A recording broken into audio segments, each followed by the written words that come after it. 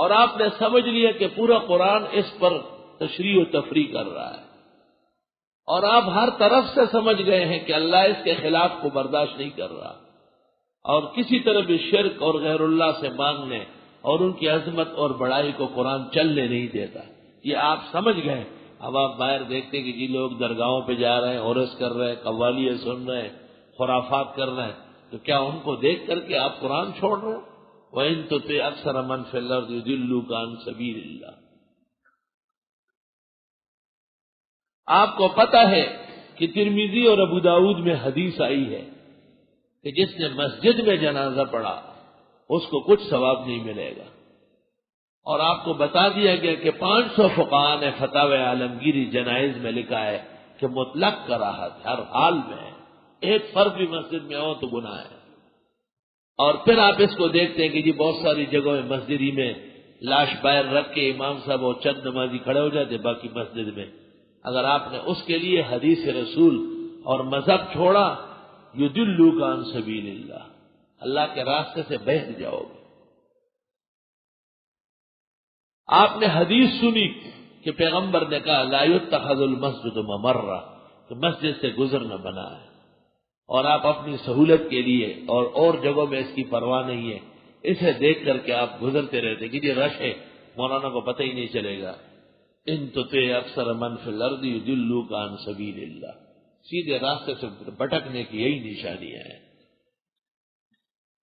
آپ کو پتہ ہے کہ پیغمبر کا حکم ہے کہ رات کو آخری نماز وتر پڑھا کرو، اور آپ پر ثابت کیا گیا ہے کہ 20 رکعت تراویح، 8 رکعت قیام اللیل، 12 رکعت تہجد کا مجموعہ ہے، اور صحابہ اور ائمہ کا متفق طریقہ ہے کہ وتر باجماعت اخیر میں پڑھ لیتے ہیں، اور پھر آپ رات کو قیام اللیل تہجد کرتے ہیں، اس لیے کہ لوگ پڑھتے ہیں ان تطع اکثر من فی الارض یضلوک عن سبیل اللہ، یہ آپ سیدھے راستے سے بہک رہے ہیں۔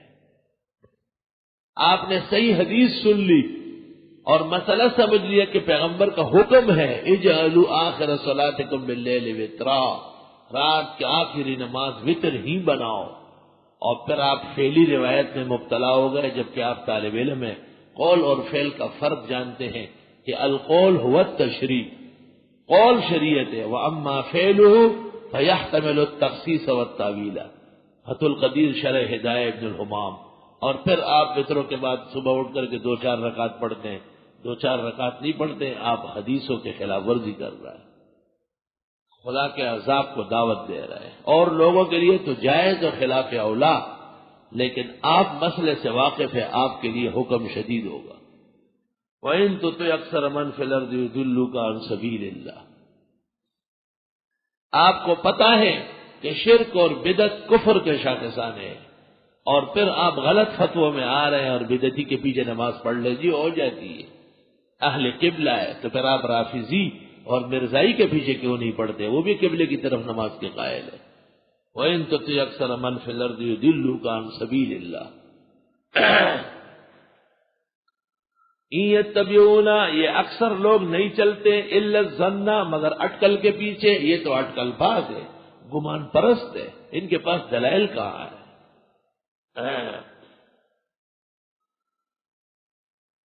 ملتان قاسم العلوم 8-10 سال پہلے بھی ایک مرتبہ گیا تھا ختم بخاری کے لیے، وہاں ایک نیا محقق پیدا ہوا ہے، لوگوں کی کتابیں کے ترجمے کر کے شائع کر رہا ہے۔ وہ آیا، سب علماء بیٹھے ہیں، مجھے کہتے ہیں آپ کا رسالہ وتروں کے بعد نفل منع ہے، اس کا میں نے جواب لکھا ہے اگر آپ بے عزتی محسوس نہ کریں تو ابھی دے دوں گا، اور اگر بے عزتی محسوس کرتے ہیں تو پھر بھیج دوں گا۔ سب علماء ایک دوسرے کو دیکھ رہے ہیں۔ میں نے کہا جو رسالہ آپ نے لکھا ہے احسن العطر کے جواب میں، وہ آپ نے سوتے میں لکھا ہے یا جاگتے میں لکھا ہے؟ نہیں، میں نے بڑے سوچ سمجھ کر اور جاگتے میں لکھا ہے، آپ دیکھیں گے تو انشاءاللہ خوش ہو جائیں گے۔ میں نے کہا اس رسالے کے بارے میں 3 باتیں پوچھ سکتا ہوں، اجازت ہے؟ قبل اس کے کہ آپ علم کا خزانہ کھولیں۔ پہلا سوال یہ ہے کہ حدیث رسول اجعلوا آخر صلاتکم باللیل وترا، بخاری نے اس پر باب قائم کیا ہے، باب لیجعل آخر صلاتی باللیل وطرن، بخاری اور جلد اول صفحہ 106۔ رکعتین بعد الوتر پر کسی محدث نے دنیا میں باب قائم کیا ہے؟ آپ کے نظر میں ہے؟ میں نے کہا پوری دنیا کا کوئی محدث۔ اور میں نے کہا یہ قاعدہ یاد ہے آپ کو کہ بخاری جس پر باب قائم کرتے ہیں وہ اصح عنده ہوتا ہے، سب سے صحیح بات ہوتی ہے۔ تو میں نے کہا آخری نماز رات کو وتر پڑھو، یہ تو اصح ہے، محدثین و فقہاء کیا ہے۔ تو میں نے کہا کہ یہ جو حدیث آئی ہے کہ وتر آخری نماز پڑھو، یہ امر ہے، امر کا موجب کیا ہے؟ کہنے لگا ایجاب ہے۔ میں نے کہا کم از کم کیا ہے؟ استحباب ہے، امر بعد الحضر تو نہیں، یہ بات ہو جائے۔ تو میں نے کہا چلو کم از کم لے لو کہ مستحب یہ ہے کہ وتر آخری نماز ہو، اور وتر کے بعد صبح صادق تک کوئی نفل نماز موجود نہ ہو، یہ حدیث کا تقاضا ہے۔ نووی نے، سیوطی نے، ابن حجر نے، کرمانی نے، عینی نے، علی القاری نے، ابن المنیر نے، محلب نے، ابن بطال نے، تمام شراح کبرا و صغرا نے یہی لکھ چکے ہیں۔ اس کے خلاف تجھے معلوم ہو بتاؤ۔ دوسری بات یہ کہ میں نے کہا ہے کہ فقہ حنفی میں وتروں کے بعد نفل کا ذکر تک نہیں ہے، جبکہ فقہ حنفی کامل فقہ ہے، دنیا کے فقہ کے سامنے فقہ کہلانے کا حقدار وہی ہے۔ تو آپ نے ایسی کتنی کتابوں کی نشاندہی کی کہ جس میں وتروں کے بعد نفل کا ذکر ہو یا تاکید ہو یا ترغیب ہو۔ کہنے لگا حلبی کبیر شرمونیہ، میں نے کہا نہ، وہ حجت نہیں ہے، کیونکہ وہ رکعتین قبل المغرب کا بھی قائل ہے، وہ خارج عن الموضوع ہے۔ دو باتیں ہو گئی۔ تیسری بات یہ کہ میں نے کہا جب قول اور فعل میں تعارض ہو جائے تو ترجیح کس کو ہوتی ہے؟ تو کہنے لگا قول کو ہوتی ہے۔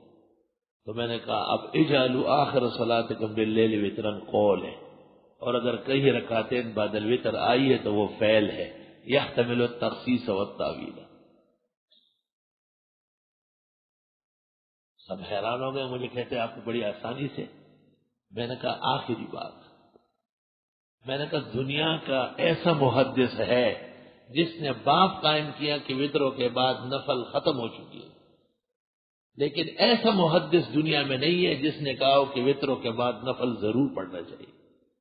میں نے کہا سنن کبریٰ للبیہقی، اس میں ہے باب ان الرکعتین اللتین بعد الوتر ترکتا، یہ باب ہے کہ وتروں کے بعد 2 رکعت والی حدیث ختم ہو چکی ہے، منسوخ ہے۔ اور ناسخ اجعلوا آخر صلاتکم باللیل وطرا ہے، والعمل بالمنسوخ ہے کالعمل بالمرجوح ہے، حرام ناجائز۔ میں نے کہا لاؤ اپنا شعر بچہ رسالہ، کہنے لگا نہیں اب ضرورت نہیں۔ میں کیوں؟ بہت ختم ہو گیا۔ میں نے کہا شیشے کے گھر میں بیٹھ کر پتھر ہی پھینکتے، دیوار آہنی پہ حماقت تو دیکھیے۔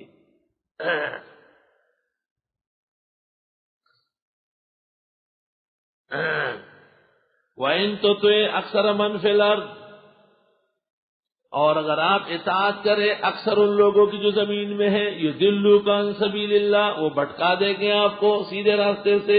پیغمبر کو کہتے ہیں، اور پیغمبر کے واسطے سے کائنات کو حکم دے رہے ہیں کہ اکثریت کے پیچھے مت جاؤ، صداقت کے پیچھے جاؤ، عدالت، صدق و عدل، حقانیت کے پیچھے جاؤ۔ يَتَّبِعُونَ إِلَّا الظَّنَّ، نہیں یہ اتباع کرتے مگر گمان کی، وہ گمان پرست ہے۔ وَإِنْهُمْ إِلَّا يَخْرُصُونَ، اور یہ نہیں ہے مگر اٹکل کے پیچھے دوڑنے والے۔ إِنَّ رَبَّكَ هُوَ أَعْلَمُ مَن يَضِلُّ عَن سَبِيلِهِ، بے شک تیرا رب وہ جانتے ہیں جو بھٹکتا ہے اس کے راستے سے۔ وَهُوَ أَعْلَمُ بِالْمُهْتَدِينَ، وہ جانتے ہیں ہدایت یافتاؤں کو۔ ہدایت جن کو نصیب ہو جاتی ہے ان کو شک اور وہم ختم ہو جاتا ہے، اور ضلالت میں جو مبتلا ہوتے ہیں ان کو ہر مرحلے میں شک ہوتا ہے۔ فَكُلُوا مِمَّا ذُكِرَ اسْمُ اللَّهِ عَلَيْهِ، پس کھاؤ ان چیزوں میں سے کہ لیا گیا نام اللہ کا اس پر، ان کنتم بآیاتہ مومنین، اگر ہو تم اللہ کی آیتوں پر یقین کرنے والے، ایمان لانے والے۔ مشرکین نے ایک اشکال کیا تھا کہ جو جانور خدا مار دے اس کو یہ لوگ نہیں کھاتے، جس کو ہم مردار کہتے، اور جس کو خود ذبح کرتے وہ کھاتے۔ اللہ نے فرمایا ایسے وہم اور خیال کے پیچھے نہ پڑو، چھوڑو، فضول بات ہے۔ ہاں، جیسے آپ کو بدعتی کہے گا واہ اگر قبروں پر جانا ناجائز ہوتا تو اتنی بڑی بڑی درگاہیں کیوں بنتی، تو آپ کہتے پھر مندر اگر حرام ہوتا تو ہندوؤں کے اتنے بڑے بڑے مندر دنیا میں کیوں بنے ہیں۔